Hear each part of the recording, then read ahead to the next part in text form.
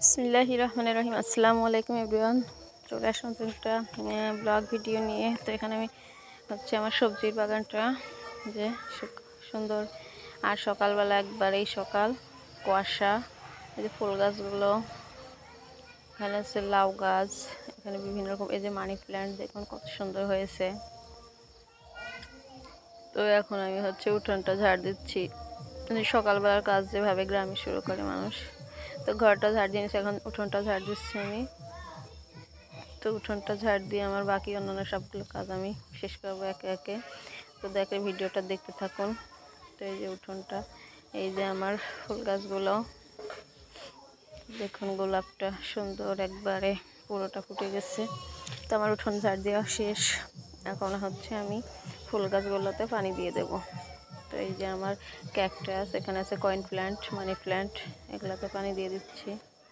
এগুলাতে পানি দিয়ে কিছুক্ষণ নিচেই রেখে দেবো, যাতে পানিটা একবারে ঝরে যায়।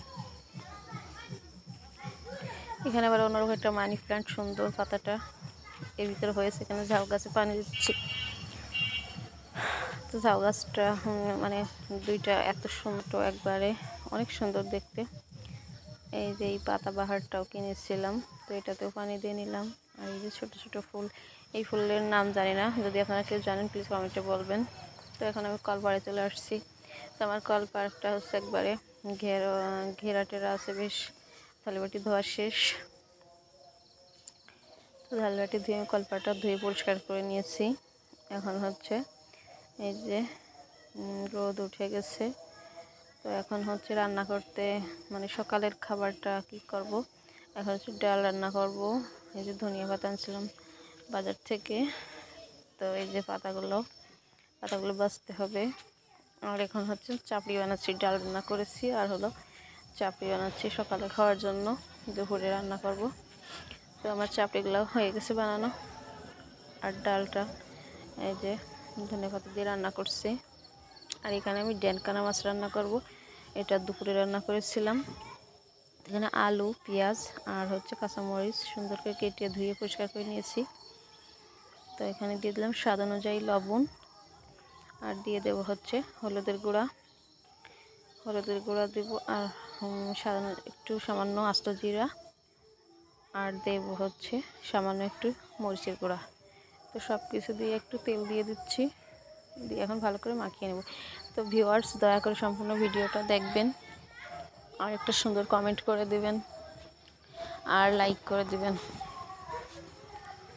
সকলের ভিডিও দেখার আগে আমি একটা লাইক করে দিয়ে তারপরে আমি ভিডিও দেখা শুরু করি। দেখেন আমার ভিডিওতে আপনারা একটা লাইক করে দিবেন। তো আমি ভালো করে মাখিয়ে নিয়েছি। এখন আমি মাছগুলো উপর থেকে, এটা ড্যানকানা মাছ। তো এই মাছটা আমি এভাবে বসিয়ে দেব। সুন্দর এই মাছটা, মানে রান্না করলে এত সুন্দর লাগে, আপনারা রান্না করে খেয়ে দেখবেন। ড্যানকানা মাছ বলি আমরা এটাকে। এখন উপর থেকে ধনিয়ার পাতা ছড়িয়ে দিচ্ছি।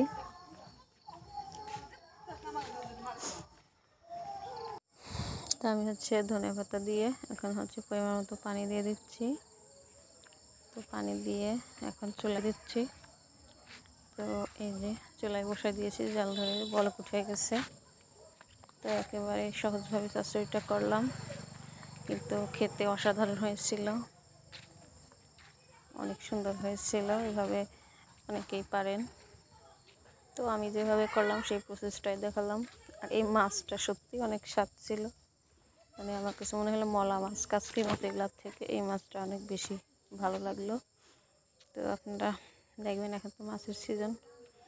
এই যে আসলে আমার কালারটা অত সুন্দর হয় না ক্যামেরার জন্য। যে আমার ছেলে আবার নাড়াচাড়া করার জন্য কান্না করতেছে, মানে উনি নাড়াচাড়া করবে।